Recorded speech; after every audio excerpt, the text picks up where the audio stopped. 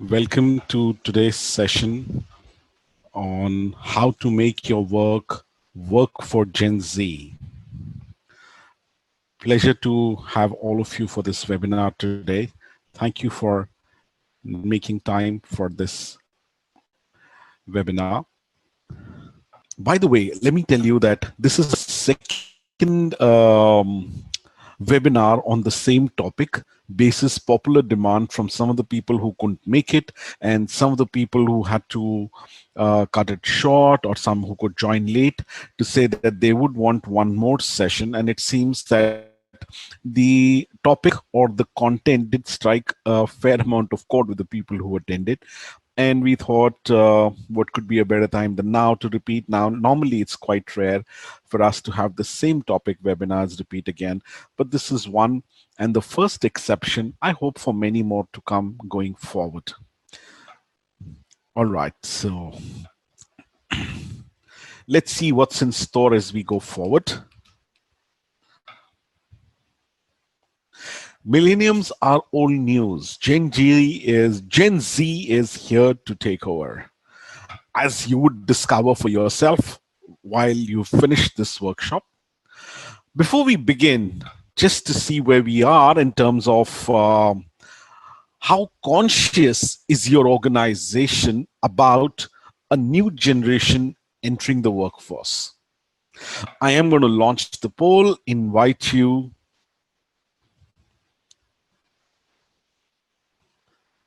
Okay, you're logged in from another device. Well, I practiced this poll almost 5 times.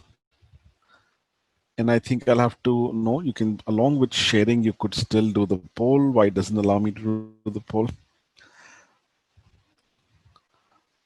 Well, since children and electronics don't make you proud when you want them to. That's been my saying when I do stand-up sessions, and I see it's happening to me right now here as well. Can I get some responses in the chat box, please, on how conscious is your organization about new generation entering the workforce? On a scale of 1 to 10, you could put any number. 10 is being very conscious, 1 being not conscious at all. So I have a 10, I have 6, I have 8, 6, 10, 7, 4, 9, 6. Wonderful, wonderful.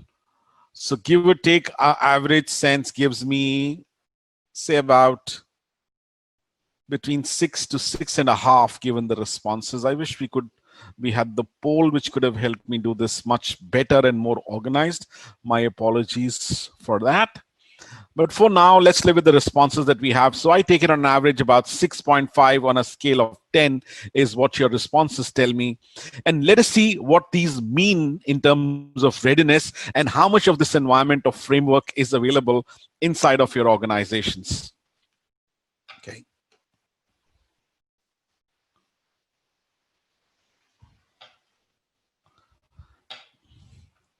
What will you get out of this webinar to begin with? We will look at what motivates our newest employee, 4 things Gen Z expects from their workplace, how to create a culture that will satisfy Gen Z and manage other employees from any other generation. Okay. So let's first understand, for the purpose and to be on the same page, on when we say Gen Z, what are we referring to? So people born between 1996 to 2010 is referred to for the context of this workshop, and otherwise as well as Gen Z, which is going to form 1/4 of the workplace by 2020. So even as we speak, this is there. And also, this is the most diverse generation. By the way, I must highlight this to you that I have within the same generation, my daughter who's 1996 and my son who's 2003. And I can completely connect to this slide. As we go, there are some slides where I've had their involvement as well, because while I was just running through the slides, I thought it could be a good idea to do a live sample testing as well to this research as to how much at home it connects. And I'll talk some more about this as we go forward in this session. Okay, so how do we look at millennials, which is born between 1983 1995 to the Gen Z? These are some of the differences basis the research that show up. So when I look at the millennials, these are raised by boomers, and Gen Z, which is raised by Gen Xers. And as we say, a lot of the behaviors, a lot of the conduct that we see is also a function of the environment that the generation grew up in and the kind of upbringing they had. That's why this data point becomes very, very significant. Second, grew up during an economic boom. So if you see the period of, and this is especially in our Indian context, 83 to 85, they grew up in in an economic boom environment. Whereas if you look at the 96 to 2010, had seen two recessions during their formative years, uh, between 1996 to 2010. Then you would see millennials who will tend to be more idealistic versus Gen Z, which tends to be more pragmatic. Um, Focused on having experience, focused on saving money. I can see this drastic difference, especially if I would ask for holiday. My son would obviously say there are so many places in India that we haven't seen, and my daughter would say any destination on the other side towards Europe and more towards the western side. And I mean, it clearly I could connect to this when I read. If I look at millennials, mobile pioneers, this was around the time where mobiles had just come in. Whereas if I look at Gen Z, they are mobile natives. They're virtually born with a mobile in their hand, if I can say that. Um, Millennials prefer brands that share their values. Gen Z prefer brands that feel more authentic. Okay, this is a Gen millennials is more of a, they prefer Facebook and Instagram, whereas Gen Z more of a Snapchat and Instagram. You would see some interesting observations here, which we'll talk about as we go forward. And that is where the shift that we see: Facebook, Instagram, Snapchat, and Instagram. And where is this really coming from? Okay. Deloitte Millennials and Gen Z survey. Gen Z survey, which has been conducted by IOC, and the Deloitte survey, which was done globally. So 2019 report is based on views of 13,416 millennials questioned across 42 countries and 3,009 Gen Z from 10 countries. About India, 300 millennials and 300 Gen Z surveyed. Indian millennials stand out from their global counterparts in a few key areas. So now what I'm going to share with you is more centric towards India. More, uh, more aspire to make a positive impact on the society when we talk of Gen Z. They are more optimistic about economic and political social outlooks. They are more inclined to believe that business has positive impact on society. And this is not as in the sociological aspect of it.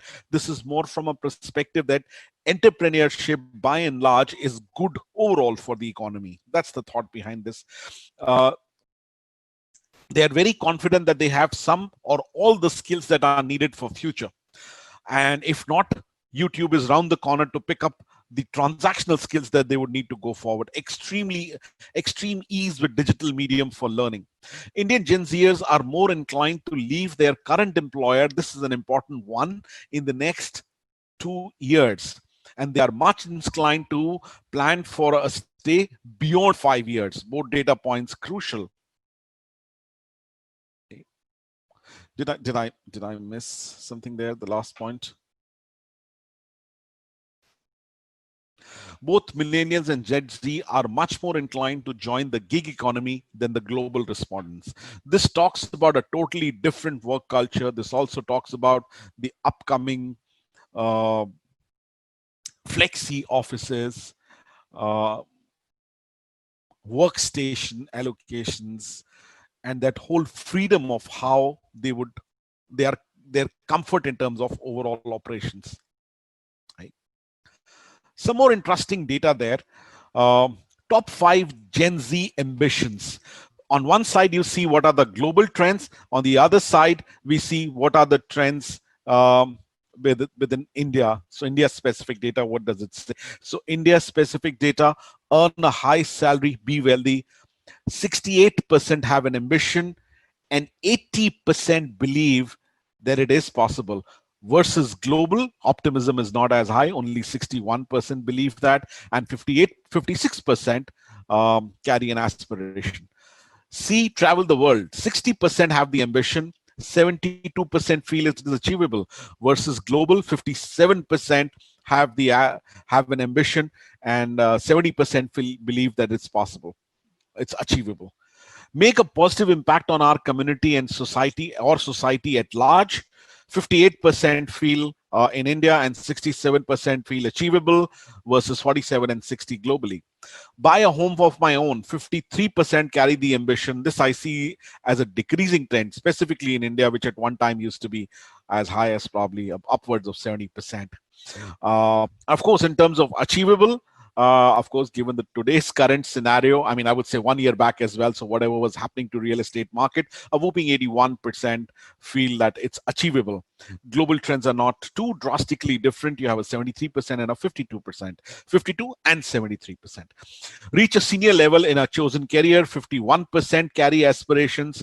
Almost 80% believe it's achievable. And globally, 40% carry the aspiration, 64% feel it's believable. Claim they are satisfied with their life nowadays. 38% feel satisfied in India, globally 27%. Moment you correlate this with the larger data points, you would see why this is what it is. Okay, let's move on to some more interesting facts. Percentage millennials and Gen Z who agree there are no barriers to prevent me from reaching my career aspirations. In India, 80% feel that there are no barriers. Global figure stands at 60%. As far as the millennials are concerned. As far as Gen Z is concerned, 75% in India feel there are no barriers, versus 58% of the global interparts. Percentage who expect to leave stay in their current employer. Leave within 2 years and stay beyond 5 years. Okay. So you have millennials, 18, the survey done, 19, and Gen Z in 19. 47, 50%, 83% of Gen Z who expect to leave, stay with their current employer. Leave within 2 years, 83%. Staying beyond 5 years, Gen Z, 7%. Okay. Inside Out Development Research, which is the organization that brings this survey to you, the organization that also brings this particular sessions to you in collaboration, exclusive collaboration with BYLD. Inside Out Development surveyed more than 1,000 members of Gen Z and researched hundreds of surveys and studies to compile this ultimate guide to Gen Z in the workplace. Here are some key findings. Members of Gen Z aspire to manage others at some point in their career. 60% aspire to management positions. Gen Zers know coaching is very important. More than 75% say boss's ability to coach is more important. Almost 1/4 say it is the most important attribute of the manager. I repeat, Gen Zers know coaching is very important. More than 75% say a boss's ability to coach is important. Almost 1/4 say it's the most important attribute of a manager. They don't want a boss who manages through fear. 25% say it would make them leave the organization. Okay. So if their interaction is not facilitative, they are absolutely not comfortable. Those who interact with Gen Z would have experienced that it's more of facilitate versus tell. They are scared of not being good enough. 26% say this is what scares them the most about their first job. The inherent need to get it right, to know the task and not be told, gets them to a point where they feel they have this fear of not being too good. They worry about making wrong decisions. 60% get stuck. And the very fact, I mean, the room to, not do right inherently, because majority of them having the feeling that I'm not too good, leads to another incremental, which is worry about making wrong decisions. 60% get stuck at either assessing the reality of their problem or deciding the best way forward. This will get connected to another data point I'll share going forward, which we looked at how they go about problem solving, decision making. Gen Z wants promotion and they want them fast. 76% don't think they want to wait more than a year. Imagine this. Less than a year, 76% expect that they should get promoted. Okay. HR will have their hands full. So what really motivates Gen Z? Okay. At this point in time, let me take a little pause here and invite some questions in the chat box up until now from whatever that I have shared. In case you have any questions, as per process, I'll wait till about 30 seconds before I move on to the next part of the session. Any questions, any clarifications that come to you from whatever that we have covered so far? You can put them in the chat box, please. As far as the given data point, affluence connect is not directly there, but indirect connects basis who was surveyed would certainly be there and reflect. Okay. Companies don't grow so fast. How to promote every year? Well, that's a question facing all of us. As much as I would wish, at this point in time, even I don't have an answer. But how do you tackle the problem? Not about promoting everyone, but how do you tackle the problem? You certainly will get something from this webinar as far as that's concerned. While recruiting and hiring managers don't prefer to have candidates who jump in 2 years' time, hard to cope with then. Absolutely. But does this mean that we succumb to the data, or does it mean that there is something that we can do about it? There is something that we can certainly do about it. We may not be able to reduce it to absolute zero, but we can certainly impact the numbers on a positive side. Expectation to get promoted within a year, isn't it unrealistic? I am absolutely with you. It is, but it's an expectation. An expectation is an expectation is an expectation. How do we manage the expectation is more critical than trying to look at and question the expectation. That's what experience would tell us. Sadly, at times, Gen Z thinks it's entitlement and worrisome. Well, I would put it like this when dealing with Gen Z there, and more so when I'm dealing with this drastic difference at home. Difference is equal to difference and not right or wrong. It's about understanding where is this coming from and what is the perspective, and where is it that we can converge the needs and try and find a mutual win as far as possible. It is difficult, no two ways. I manage this as much as work as much as at home. When I at work, since we are into consulting profession, my execution team is upwards of 40 to 45. Average age, I can say, would be around 45 years. That's upward. That's the execution team. And my team, which gets what I say is the front line gets the bottom line, which is the darling team, as I would call it. Their average age would be about 28. And there is a huge difference there in terms of how we manage. And of course, this 28 is gradually inching towards 27, 25 directionally. Yeah. So you would get a lot of those answers. Thank you so much for your questions.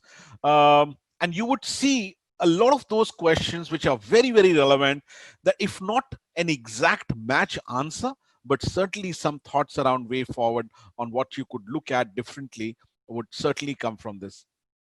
Rural potential is whether it's necessary to sure we take that point from you about the rural potential.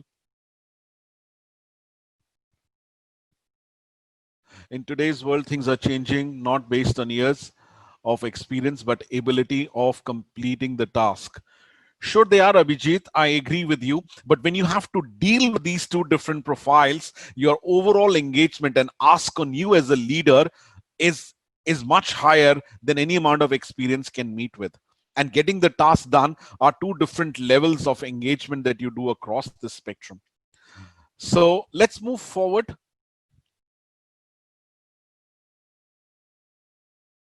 No, we really wouldn't be getting into the conflict part of it. This would focus more about how do you engage, how do you work with Gen Z is where the higher focus is.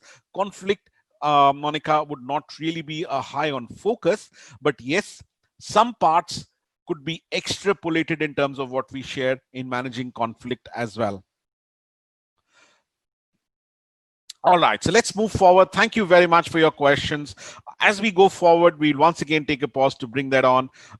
Really helps me to make this interactive. Thank you so much for that. Let's move on and see what more can we say. So what motivates Gen Z? Financial security or doing what you love? Doing what you love stands a little louder than financial security. Does that mean financial security is not important? No, certainly not. But given the options that exist, their preference towards making a choice, even with a bit of compromise on financials, is towards first is I should love what I do. Unlike the previous generations where a job is a job and what I love to do could be something else, the Three Idiots has played a very, very significant role there, I would say, not just on parents, and I don't know whether high on parents or children, but certainly on the children it did, and it sees the reflection as well. Right? What motivates them?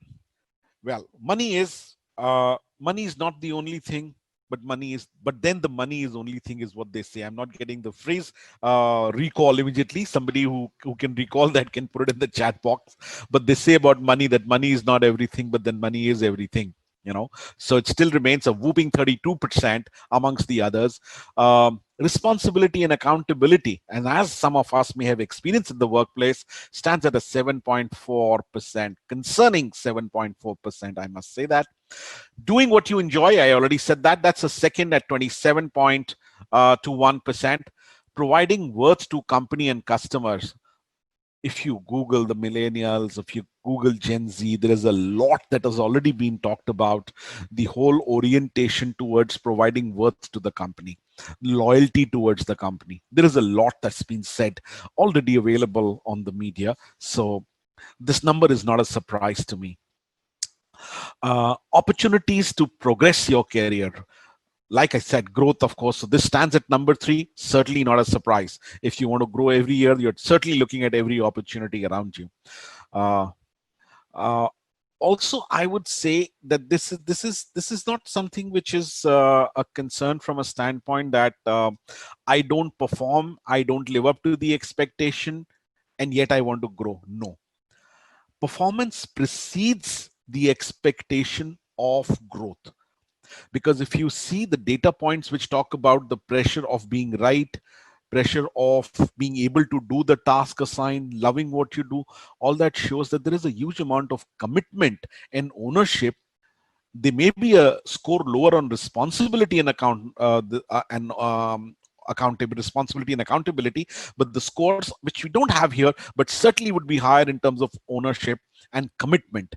And post that comes in the expectation that I need to grow faster as well. Trying something new, 7.8%, and others is about at 2.8%. They want promotions. Okay, less than 6 months, 5.8%, around 6 months, 28%, around 1 year, 43%. Does the rest of the data really matter? Should I move to it around 18 months, 2 to 3 years, 3 years? Insignificant compared to a 75% which are looking at between the 6 months to 1 year. And this is where the biggest challenge lies in terms of engagement, motivation. Money is not everything. Make sure you earn a lot before speaking such nonsense. Warren Buffett. Okay. Yeah, that was extreme one from Warren Buffett. The one there I was looking at is that money is not everything, but then money is everything. I recall that later. That's the one that they talk usually in the financial services space very often. But yes, Warren Buffett also has a very lovely view around money. Okay. Okay, so that's the data and that's the challenge. And I think we had a lot of questions. How do you manage this? Is this realistic expectation or not? Well, and like I said, expectation is an expectation. Realistic, not realistic, you can deal with the expectation. But moving on a journey to change the expectation is a far longer one.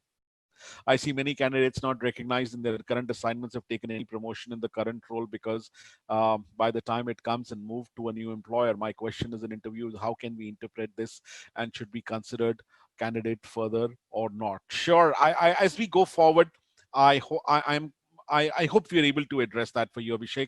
Just be with me for some more time, and this is coming as we're going forward. Okay. Do you have a development plan for entry level employees that provide growth opportunities within 12 months? Okay. So when we talk of expectation, that's one expectation. But is there an expectation that we have set in terms of a developmental plan with milestones and progressive journey that they need to take? How many organizations really have that in place? I would love some answers in the chat box in terms of yes, no.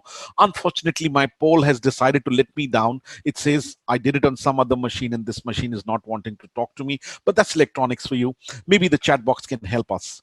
So it says 58% of people say that no, the development plans for entry level employees are not there, and 42% says yes, it's there. Great.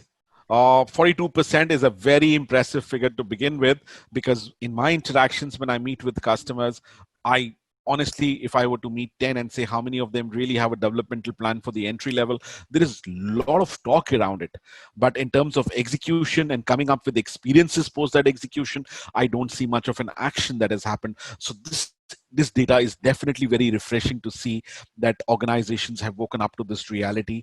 And of course, the 58%, it's time to wake up before it's late. So let's talk more about this. 4 things Gen Z wants from a workplace. Let's see what those 4 things are. And these are extremely interesting facts that you would see. Almost half of Gen Zers want feedback at least weekly. Okay.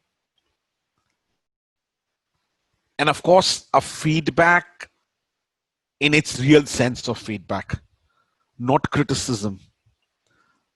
And not necessarily meaning that you just pat my back for everything that I do. Just be honest and give it to me on my face. Don't give me sandwich. Don't start with nice, end up with nice, and in between I forget the message. Be crisp, be candid. Let me know how am I doing. 20% even said they needed daily feedback just to stay at their job. And I think that's a refreshing change. Okay. Sorry, did I miss almost half? Yes. The next one. 85% say straightforward, constructive, as I said in my earlier slide as well. They want to make sure they are heading in the right direction. Okay. 85% say straightforward, constructive communication is most important. 94% trust a supervisor's input more than search engine answers. Okay?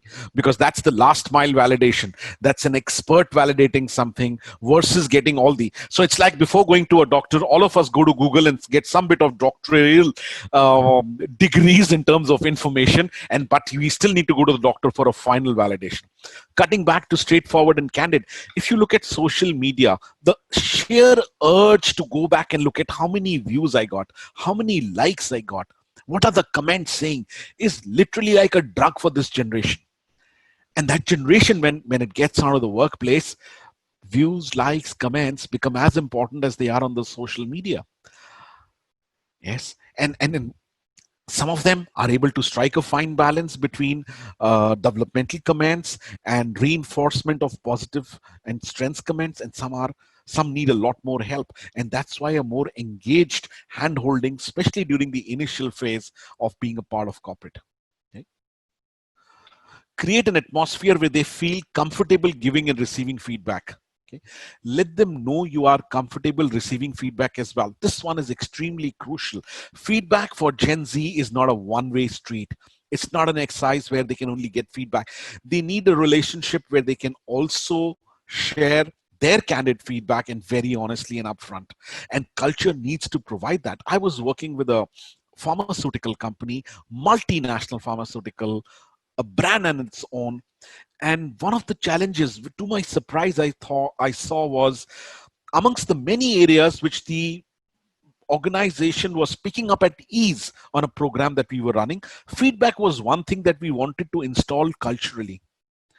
And especially for generation which had put in maybe 15 plus years in the organization, the whole idea, not that they were averse, but the sheer idea of establishing a comfort zone around it, and also the experience they shared when they really got feedback, was an outstanding revelation on the inhibitions, the breaking of those inhibitions, the experience out of the inhibition, and then setting in of a culture to say, yeah, this is the new normal.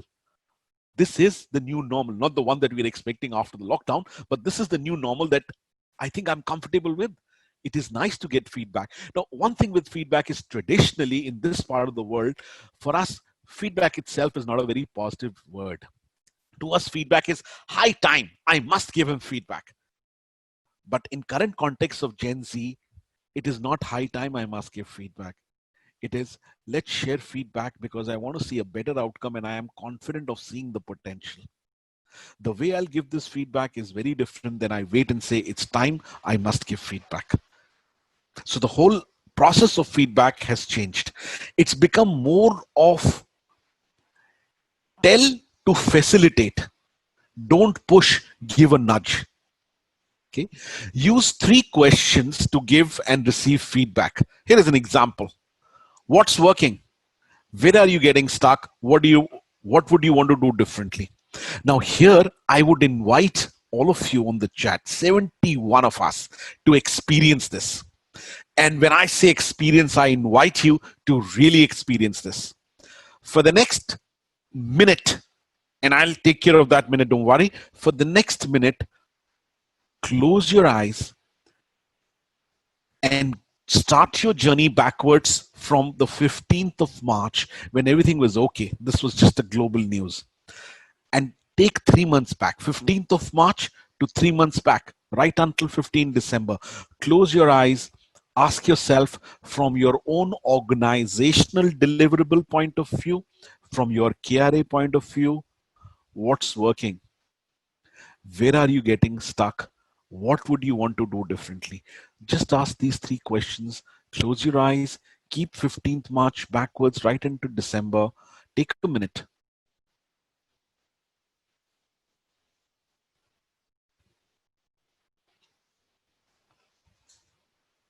These 3 questions, a minute. And you must experience. I could have just walked on this slide, but I want you to experience it. I want you to experience the answers. What comes to your mind?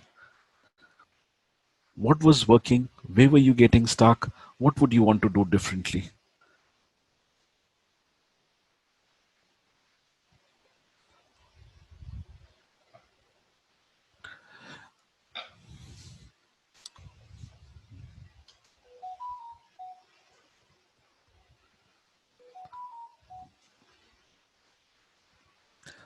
Oh, yes, indeed. Stop, start, continue. Yeah. And look at the simplicity of just these 3 questions, but they literally do a mini appraisal for us. Because you're not going to write, I was sending my mails, I was coming office on time, I was responding to my colleagues. No, what was working, you will actually want to think, what are the big rocks I moved in order to move the scoreboard? What are the big ticket ones which I had thought of finishing in the last quarter? I couldn't. Where did I really get stuck? I mean, invariably, when I am doing this in a class, these are the kind of responses that come. What would I want to do differently? Where do I need more skills? Where I can go and sharpen the saw? Where I need my supervisor's support?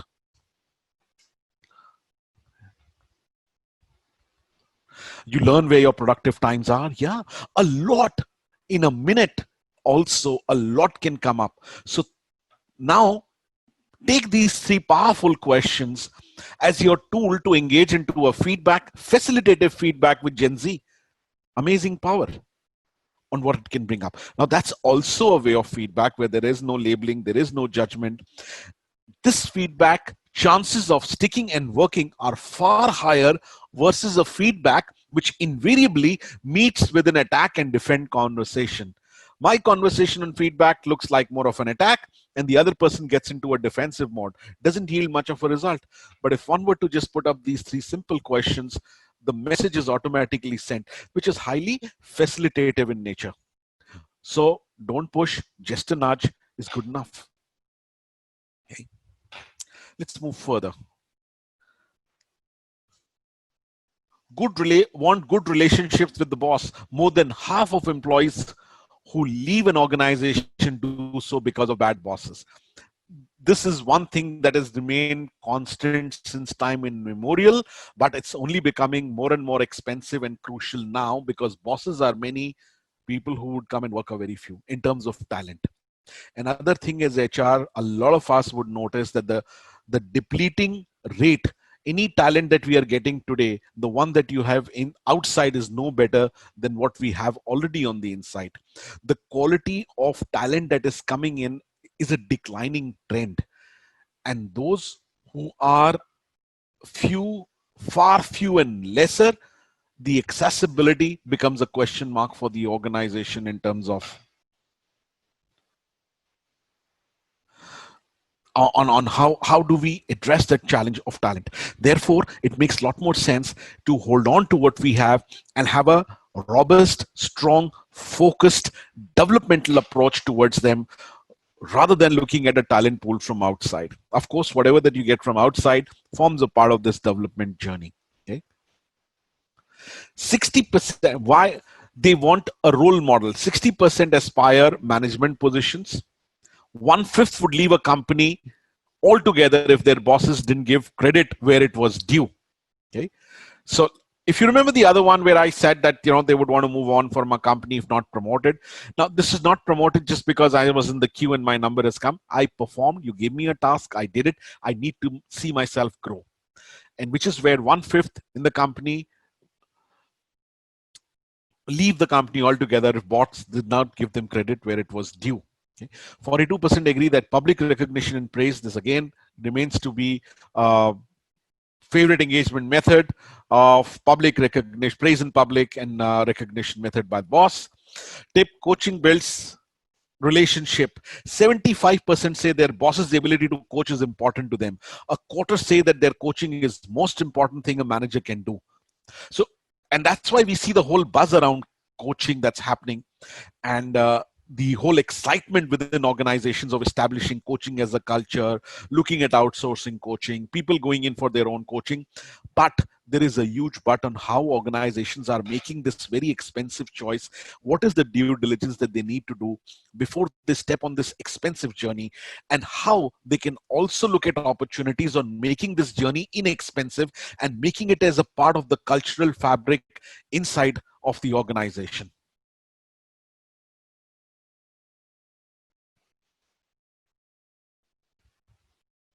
In my experience, a lot of managers have grossly misunderstood coaching.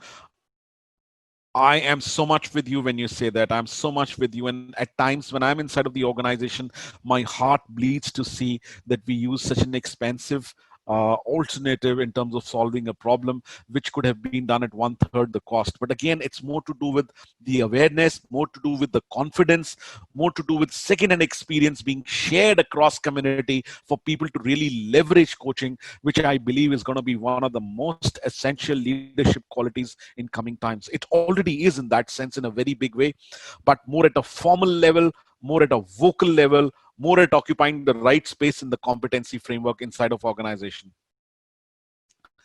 All right, let's move forward. How confident are you that your managers in your manager's ability to coach? Savneet, are you there? Yes, sir, I'm there. Could you launch the poll? Done, sir. All right, so how many responses have you got, Savneet? Fair enough to share the poll results? How confident are you in your manager's ability to coach? 40 as of now, sir. I'm ending the poll and I'll just share the results. Okay, can you see the results? No, So you could just say that. Yeah. Okay, so 35% of the people say that on a scale of 1 to 5, they are on the scale, they're rating their managers on 4. So they are confident that your managers have the ability to coach. That is excellent to hear that. Thank you for sharing that. Our experience, though, says otherwise. But let's go with the number that we have and see how people are engaging. 77% of Gen Z creating freedom to fail is more important than establishing accountability. Okay. And one of the ways that they view this is a safe place for failure. I love what I do, so obviously I'm doing it to be making it a success. But what they say, give them the environment, make it safe for them to explore what they bring to the workplace. The best thing leadership can do for its people is to make the environment safe for them to explore what they have on them on the inside. People are what they are because of what they know, not because of what they don't. After all, each organization today has a fairly stable and robust mechanism to take people on board. So no way you would take a person who doesn't carry the competence, is not fit for the role, consciously gets into an organization. Very rare chance of that. So they are there to make a success. Now we've hired them for a certain capability. We owe it to them to make it safe for them. Of course, one would definitely evaluate the risk, pros and cons of what kind of task and what not. That's a given. They see failure as a next logical step towards success. So failure is not bad. I was in an entrepreneur conference where they were saying in India, it's such a taboo to see that, your business didn't work out. A startup is about having the spirit, going full gung-ho. But if I go with the fear, what will the society, what will the world, what will the people, what are the finances going to say if this doesn't work out? Imagine the pressure at an early stage where startups require huge amount of innovation and risk-taking capability, which is which gets under this whole pressure. Practically not possible to give opportunity to failure. I address that by saying there is something called as controlled failure. When you develop people from an maturity level M1 to M4, there are many journeys they go, whereas a leader we provide controlled failure. It is not that I expose them to the highest risk. So I would invite you to look at this differently by simply looking at that there is no opportunity. Okay. Success and failure are sides of the same coin to that extent. Okay. 80% say overwhelming failure will make them more innovative. Overcoming failure will make them more innovative professionals. 17% said failure will prepare them for new challenges. 54% admitted they were afraid of to ask for help, even though they knew it would help them in their careers. Failures will set them up for future success. Why? Okay. So now, here comes some of the tips that we could provide you for in terms of that could support you through a lot of challenges that were on your mind and that came up in your questions as well. Is number one, adopting an inside out mindset. Absolutely in time, absolutely relevant from a Gen Z perspective. Understanding the concept of how does really the wheel of performance move for people. We all hire for knowledge. But if knowledge was the only thing in performance, people could read books and achieve what they wanted to, including some of us who are on the webinar today. But it takes something more than the knowledge. A lot of us from this webinar also will carry back the knowledge, but it's more important what will we do with the knowledge than the mere knowledge itself, which is how do we, the three components beyond knowledge are focus, faith, and fire, also called as K3F. Faith, fire, focus. Okay. If pointed in the right direction, they enable to make the wheel of performance move.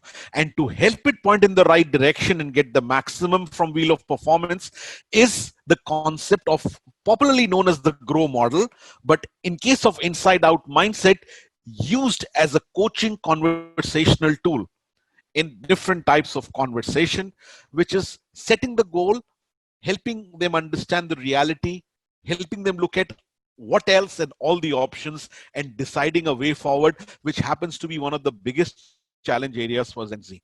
and creating that framework of success. We'll talk more about this in our subsequent slide. More than half are worried about not fitting into their career.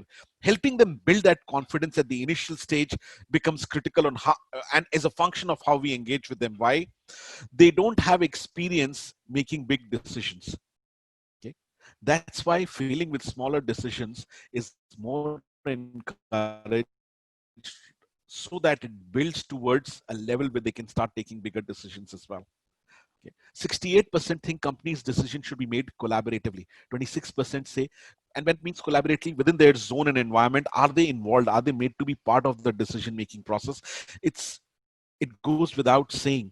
The whole ownership and commitment when I have been part of the process is far superior when then it is just given on to me as an additional task. So if I want to see success, involving people early on, getting them on the bus, goes without saying, would give you much better desired results that you're looking at.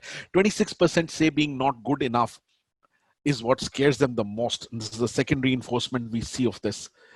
Okay. Now, how does grow really play an important role in moving the wheel of performance? Goal. What? So to look at how the popular model of grow has been used here from a coaching standpoint, what increased performance looks like for me. So defining what the real goal is. What do I really want out of my job? What does increased performance? What does the end state, the picture look like for me? What is my reality? Where do I stand today in terms of my knowledge, in terms of my skills, barriers, and support that could impact my achievement of the goal? What are my possibilities, options available to me, possibilities available to me as to make decisions from? Way forward, the specific actions plan selected from available options. Now, this is a robust, tried, tested medium of engaging, which delivers a lot of the expectations that Gen Z has. It provides a framework of taking charge. It provides a collaborative framework of taking charge of their own decision. In absence of a robust developmental plan as well, acts as putting the ownership and commitment towards their own goals, which mutually decided with the supervisor, provided supervisor is able to hold on conversation on these lines as and living the role of a coach with them. And where do we see when we look at Gen Z as an area of opportunity being the highest? They get stuck 19% when it comes to goal, 29% with reality, which is acknowledging what the current realities are, 22% in options, and 28% in terms of how do they look at the way forward. This is where they get stuck, and that is where managers' role as a coach to have this facilitative conversation on lines of grow makes a huge difference. Okay. How to deal with Gen Z in that case? Okay. What managers feel for Gen Z, believe that Gen Z will be more difficult to manage, 36%. Okay. Expect it to be more difficult to train them, 29%. Said it will be difficult to communicate with them, 26%. Believe Gen Z will not work as hard as millennials, 27%. Okay, that is what the mindset, that is what the feeling of managers, orientation of managers is. 5 tips to lead Gen Z. Okay, create an open two-way communication and give frequent feedbacks. Process of feedback. We shared with you one of the methodologies, the 3 W's. Work with their competitive and entrepreneurial tendencies. How do I build on the positives? How do I build on what they already bring to the party? Never manage or motivate through fear. This is one that is certainly going to get their backs up. Teach them soft skills and decision-making patterns. Provide effective coaching to help them actualize their higher aspiration. Okay. Develop an effective culture of coaching. An empowering culture is number one way or to keep Gen Z an organization for more than 3 years. We were talking earlier about how do we keep people at the same place in terms of work more than 3 years. And one of the things is how engaged I've been able to keep this generation given their attention spans. And a regular feedback conversation, regular goal setting conversation, and time-based, milestone-based steps is a great way of a leader to engage them in terms of the tasks. Okay. Develop an effective effective culture of coaching, extremely critical between winning and losing going forward. Coaching directed to make measurable impacts. More than training, and not that training is important, it plays a very crucial role, but between and training and actual application, one thing that really stands to bridge the gap is coaching. It is directed to make measurable impacts. X to Y is a lot more sharper and clearer. Shared understanding of language and practice of coaching. Leaders reinforce and participate in coaching. Coaching programs extend to all populations. Coaching conversations flow in all directions. Okay. Develop an effective coach culture of coaching. Model effective coaching to Gen Z employees. Familiarize them with coaching techniques. Empower them to coach themselves and their peers. So it's not about a leader always acquiring the role of coach, but is there a mechanism where they could also look at a mechanism of being able to coach themselves through some difficult situations or challenges that come across in the workplace? Okay. So that brings me towards the end. And once again, I would open the chat box for questions that you would have before we go on to the final poll. Do you want me to go back? We have 5 tips, sure. So I will just go back to the 5 tips and keep them for you. There you go.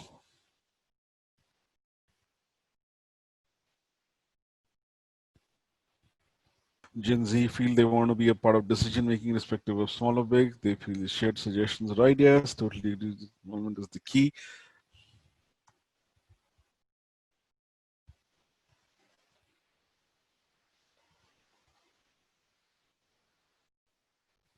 Gen Z wants to solve their problem as a coach or manager. How do you deal with them? I go back here to saying that if you feed a man with fish, you feed them all their life, but you teach a man to fish, they feed themselves for life. It's not about manager solving the problem.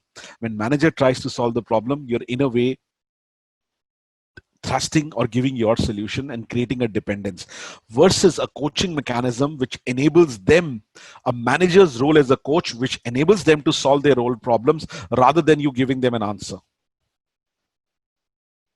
Okay. So Savneet, if we could put up the poll as well, while we can continue in the chat box, I invite if you could also help us with your feedback, which will be up on your screens in moments from now. Savneet, are you there?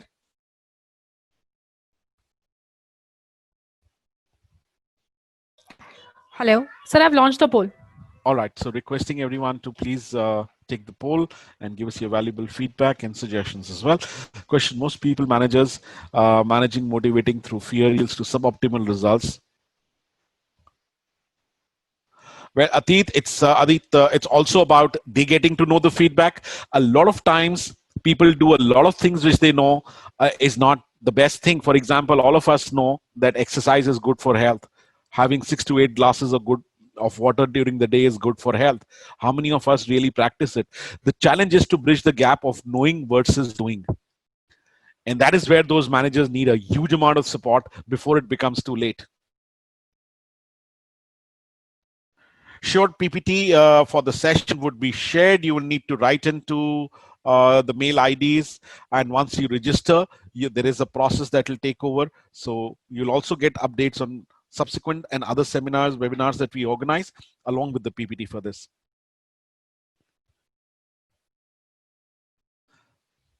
Question: how do we engage Gen Z when they need something new or on a very regular basis?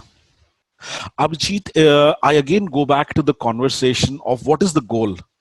Something new with regard to what? If the connect is towards the larger goal that we are setting them on, then what it requires frequently is a check-in conversation to that progress. The newness emerges from check-in rather than a new goal each time. So the first part of that step lies in how am I engaged in a goal conversation with them? And it is not about, set. A lot of times when I am interacting with people, it's about, do I set up every time a coaching conversation? Certainly not.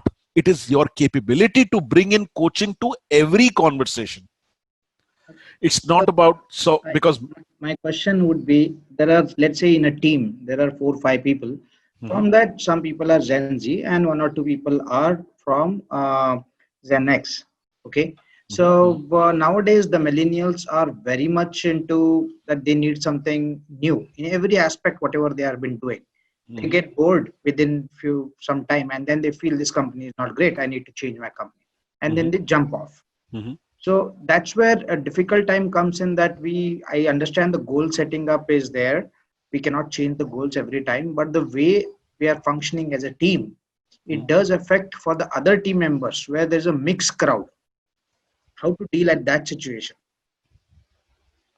Sure. I once again invite, it's not just about a goal conversation. Goal is one of the tools. It's as an organization, what are the various levers that I'm using to bring in that level of engagement? Is there a planned, focused developmental journey spread over a period of time? So I'll give you an example of, for example, IKEA. It has a journey right from the time, irrespective of whichever department division that you're getting in, from an entry level to becoming the managing director of the organization. The path is well set. I'm not inviting that every company should have that. Each businesses are different, but it's well set. And in a retail business, that very much possible, because person who's joined at entry can tomorrow certainly lead an organization much better than anyone who just comes in and is been at the top. So coming back to your question, it's about goal is just one part of it. Continuously engaged journey, which is based on developmental plans, which is based on growth plans, which is based on matching the aspirations, which is based on leveraging different learning methodologies, not just classroom, not just online, not just action learning projects, but huge amount of diversity. All of that combined is where the answer lies. And that goes fitting into what the organizational culture is and what it permits. And if there are certain things which are crucial to success which don't exist, then it requires it to bring into organizational culture as well. Does that answer your question or throw light on what you wanted directionally? Yes, it does. Yeah. I have one more question. I'll just type it. Sure, please do that. In the meanwhile, I'll take on inside out and outside in mindset. Yeah, Prashant, typical tendency is that whenever somebody comes to a leader with a problem, the leader gives a prescription like a doctor. I call this as leader's prescription. If you see in a government hospital, a doctor sees on an average about maybe 200 patients in 1 hour. That hardly gives him any moments of time to investigate. So he hears part of the thing and he just writes whether you have a pain or you have fever, and he writes the medicine. Cut, bring it to leadership. The amount of challenges a leader faces in a day, over a period of time, the leader, unfortunately, by default, develops a habit of being prescriptive in nature. Listens to part of the problem, doesn't, without hearing it, provides a solution and tells the person to go back and, execute that. More often than not, the leader sees the problem coming back to the leader, which is where the prescription problem is, because it was leader's solution, reality for the real leader, not reality for the person. That is going outside in. I'm not saying that's bad, but the first tendency to go outside in is not the best one. An inside out mindset is which enables people to find solutions to their problems rather than giving our second-hand experience as a solution to them to go and implement. When a person finds the solution for themselves, the chances for successfully implementing them are much higher when they implement versus when they implement somebody else's suggestion. That's something that I would have for your question, Prashant. I hope that answers. Okay, please mention if the workshops are both virtual as well as in-class formats are available. Yeah, Ranjit, I did that. We've lined up 2 sessions of full day on Inside Out for those of you who would be interested. One on the 17th and one on the 22nd of this month. And of course, given the current situation, there are some huge considerations as well in terms of investments, for which you can get in touch with Ranjit or the mail IDs from which you will get a thank you note. We would love to interact with you. Also, we do pro bono consulting in case you want to look at suggestions around how do you bring in a coaching culture inside of the organizations.